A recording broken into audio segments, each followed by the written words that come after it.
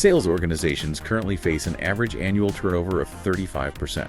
Which is just a staggeringly high number to deal with. It creates this constant cycle of relational disruptions where your accounts are totally at risk of being poached by competitors. Right. The literal second your rep walks out the door. In the next few minutes, we are breaking down the research into 3 sales tactics that will increase your sales when taking over existing accounts. You're going to want to take notes on this one. This is Inside Sales Geek, where we translate academic sales research into practical strategies that actually work. It is great to be here today, and we are tackling a nightmare scenario that every sales leader has lost sleep over. Oh, absolutely. Yeah. It is the classic death of a salesman scenario, which is actually the title of the paper we're looking at today.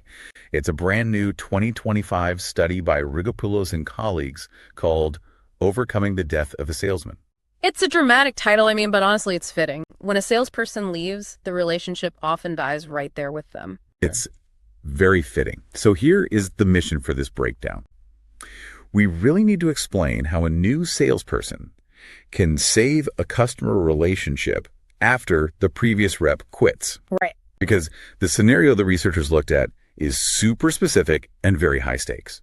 A new rep takes over an account.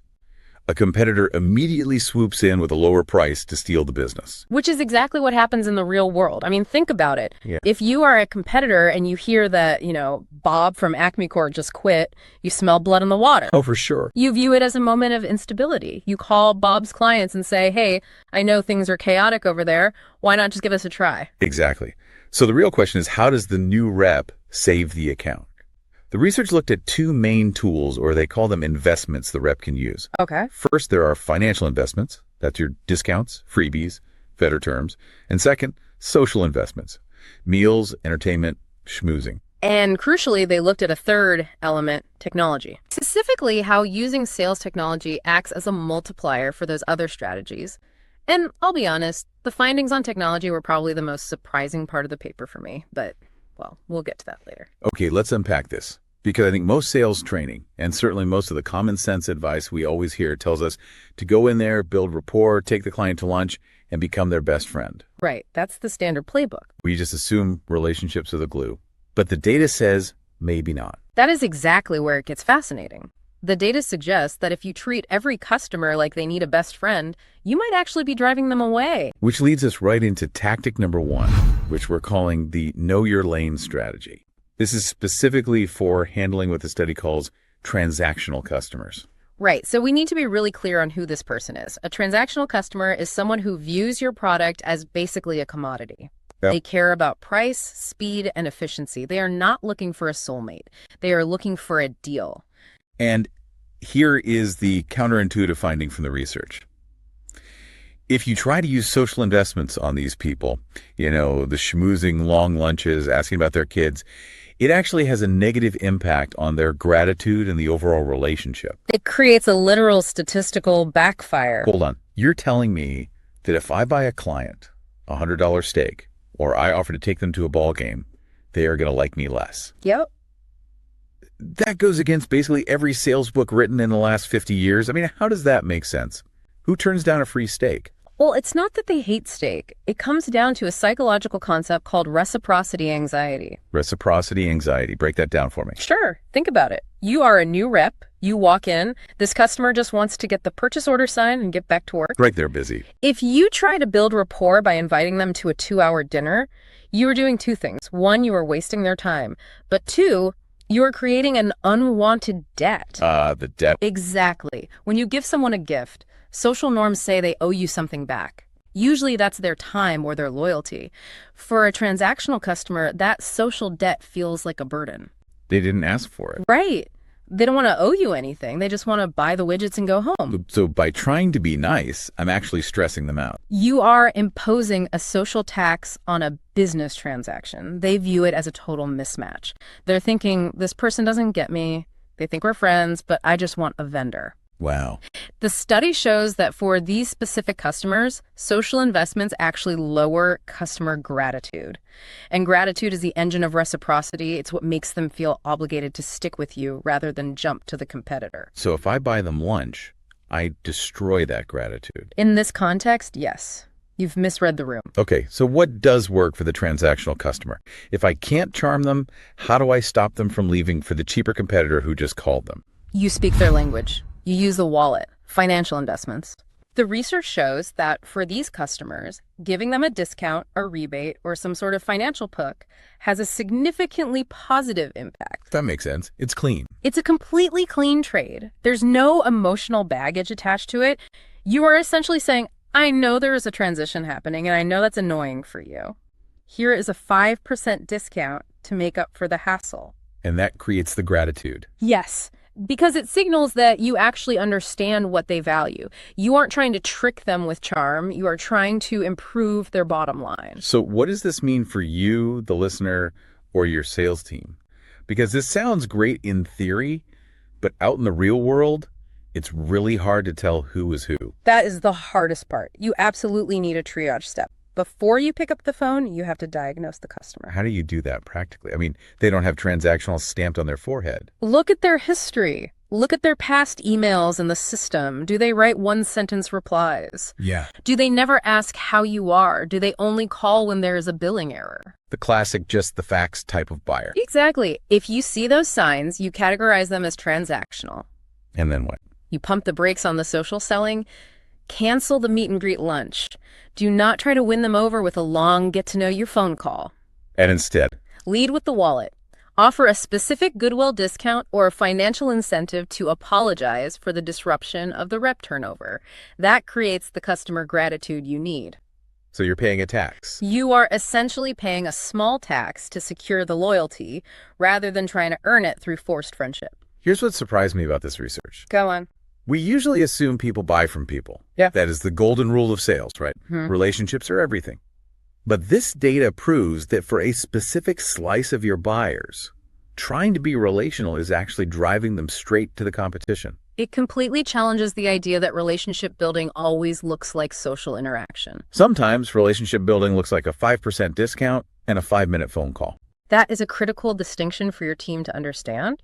We often conflate relationship with friendship. But in business-to-business sales, a relationship is simply a mutual agreement on value. Right. For some, value is efficiency. If you violate that efficiency by trying to be a friend, you are damaging the relationship. So knowing your lane is vital. But what about the other side of the coin? Because if we instruct our teams to treat everyone like a cold robot, we're going to lose the people who actually do want a relationship. No, absolutely. And that brings us to the relational customers. These are the clients who genuinely value the long-term partnership. They want to know you, they want to trust you, and they want to feel safe with you. Quick pause. If you're finding this valuable, hit subscribe so you don't miss next week's episode. And share this with your sales team. Especially the new hires. Okay, we're back. This led us to tactic number 2, the total immersion protocol. Right. For relational customers, the rules completely flip. The study found that social investments, those meals, the entertainment, the personal check-ins, have a massive positive impact on gratitude and performance for this group. So this is where you finally get to expense the fancy dinner. Absolutely. Because for them, the loss of their previous rep is a genuine loss. They feel vulnerable. They're stressed. They worry that the service level will drop or that they won't have an advocate inside your company anymore. So the lunch isn't just about food. It's about reassurance. Correct. But here is the nuance that I think a lot of reps miss. Financial investments also have a significantly stronger positive impact on gratitude for these customers compared to the transactional ones. Wait, so they care more about the money and the schmoozing. They just want it all. They do, but for a totally different reason. Explain that. A discount to a transactional customer is just a transaction. A discount to a relational customer is seen as a gesture of care. It's you saying, I value this partnership so much, I'm willing to invest in it. So you can't really lose with these guys. Well, you can lose by underinvesting. The research found something they call a three-way interaction. Okay. The highest performance, the absolute best outcome for saving the account from competitors, occurred when the rep combined high social investments, high financial investments, and high technology usage. The triple threat. Correct. It is not an either-or scenario with these clients. It is a both-and. Let's paint the scenario so your team can picture this. A new rep, let's call him Mike, takes over a legacy account. The client, Susan, is nervous. The old rep was her guy for 10 years. She knew his kids' names. Now he's gone. If Mike just sends Susan a 10% discount coupon via email, she might actually feel insulted, like he is trying to buy her off. Right, like, here's some cash, go away. Exactly. And on the flip side, if Mike just takes her to lunch but doesn't offer any financial concessions for the rocky transition, She thinks he's a nice guy, but still feels exposed. she's thinking, nice lunch, but are my rates going up now that my guy is gone? So what does this total immersion look like in practice for you? First, you have to identify those relational accounts, the ones who fear the instability of a rep leaving. How do you spot them? These are the people who ask, hey, what happened to Bob? Instead of asking, when will my order ship? That's a great diagnostic question right there. Once you identify them, do not hold back. You really cannot overinvest here during the transition period. So you execute the double down. Yes. Yeah. Offer a financial concession to smooth the transition, but you must accompany it with high-touch social interaction. Like a face-to-face visit. A visit, a dinner. The research shows these tools work independently, but they are absolutely explosive when combined for this specific group. You are essentially surrounding them with safety. Exactly. You're saying, here's a discount to show we care, and here is my time to show I am listening to you. It's total immersion. You are replacing the void left by the old rep with an overwhelming amount of value and presence. Precisely. You are signaling that the relationship isn't just surviving the transition, it is escalating. Now, here's where it gets really interesting. We've talked about money and we've talked about socializing, but the research had a third variable. And you mentioned earlier, this was the biggest surprise for you: sales technology. This is tactic number 3, the digital safety net. Now, usually when we talk about CRM and tech in sales, it's all about efficiency or tracking. Managers love it because they can monitor their team, but reps usually hate doing the data entry. Sure.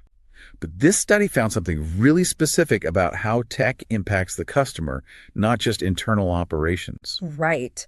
They found that sales technology acts as a moderator. It improved the outcome of every strategy we just discussed. Yeah. But there is a critical catch that I think is the most important finding in the whole paper. Lay it on us. Remember how we said social investments trying to be friendly have a negative impact on transactional customers? That trying to chat them up actually makes them want to leave. Yeah, they hate the small talk. Technology deployment is the only thing that turns that negative impact into a positive one. Wait, I need you to explain that. How does using a CRM make a transactional customer suddenly okay with social interaction? That seems totally contradictory. It does seem that way, but it's because technology changes the actual nature of the social interaction. It bridges what the researchers call the information gap. Okay, information gap sounds a bit academic. Give us a real-world analogy. Okay, imagine you walk into a restaurant you've never been to before. The waiter comes up and says, so what kind of food do you like? Do you have allergies? Do you like spicy things? What's your budget? Super annoying. I just want to eat. Right. Now imagine you walk in and the waiter says, welcome back. I know you usually order the spicy tuna, but we actually have a fresh catch today that fits your flavor profile perfectly. Shall I bring it out? That's amazing service. That is the difference. The information gap is the distance between what the customer needs and what the new rep knows. And usually, the customer has to bridge that gap by teaching the new rep all over again. Exactly. And transactional customers hate teaching new reps. They hate repeating themselves. They're thinking, I already told Bob my shipping preferences. I already told Bob I need the invoice in a PDF format. So without tech, the social interaction is just an interrogation. Yes. The rep asks, so tell me about your business. What are your goals this year? The customer just hears, please do my work for me. That is bad social interaction. Okay, now let's add tech to the mix. With high-tech deployment, the rep looks at the CRM, sees the buying pattern, analyzes the history, and sends a highly targeted email. Right. They say, hi, based on your Q3 data from last year, you're going to need 500 units by next Tuesday to stay on track. I've already drafted the order with a 5% transition discount. Shall I send it? That is smooth. That is technically a social investment. It is highly personalized. It is tailored. It is high touch. But because it was enabled by tech efficiency, it lands perfectly with the transactional customer. So social doesn't have to mean asking, how was your weekend? It can mean saying, I know your business better than you do. Precisely. Tech allows you to essentially fake the relationship depth. The previous rep took all the knowledge in their head when they quit. If that knowledge isn't in the system, you are starting from zero. But if it is in the system? If it is, and you use it, you are starting from step 10. So what does this mean for your sales rep listening right now? It means before you make that very first call to a new account, you have to audit the CRM history like your life depends on it. Yeah. If you are going in blind, you are going in dangerous. You're essentially studying for the final exam before you even walk into the classroom. That's a great way to put it. You have to retrieve the intimacy from the system. And you have to tailor how you use that info. Right. For transactional clients, use tech to make your interactions shorter and sharper. I saw this, so I did this. For relational clients, use tech to make your interactions more personalized and warm. I saw it's your company anniversary next week, so I sent over a bottle of wine. But here's the catch. I knew there was a catch coming. Technology isn't just about efficiency. It's about gratitude generation. That's the actual term the researchers used. We often think tech makes things cold or robotic. But this data shows that when you use tech to tailor your offer, the customer feels more grateful. Because it signals competence. And effort. Yeah. It signals that your team did their homework. The customer feels obligated to buy from you, specifically because the offer feels customized to their history. Right. Gratitude isn't just about saying thank you for a free pen. It's about recognizing that someone did the work to understand you. And in a world full of generic spam emails and cold calls, showing that you actually know the customer's history is the ultimate form of respect. It really is. It turns the CRM from a big brother tracking tool into a literal gratitude generator. I like that a lot.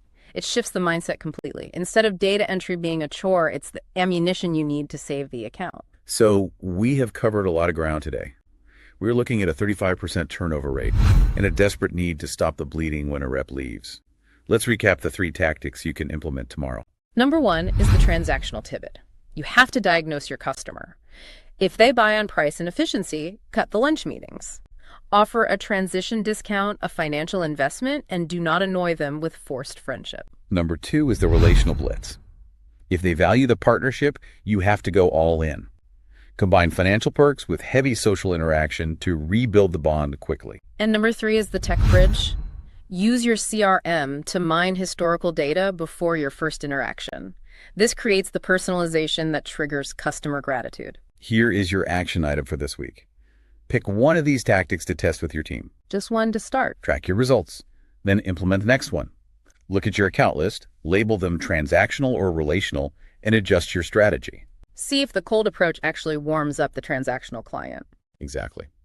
Before we go, I want to leave you with one final thought to mull over. We talked a lot about how technology helps the salesperson fake the relationship depth.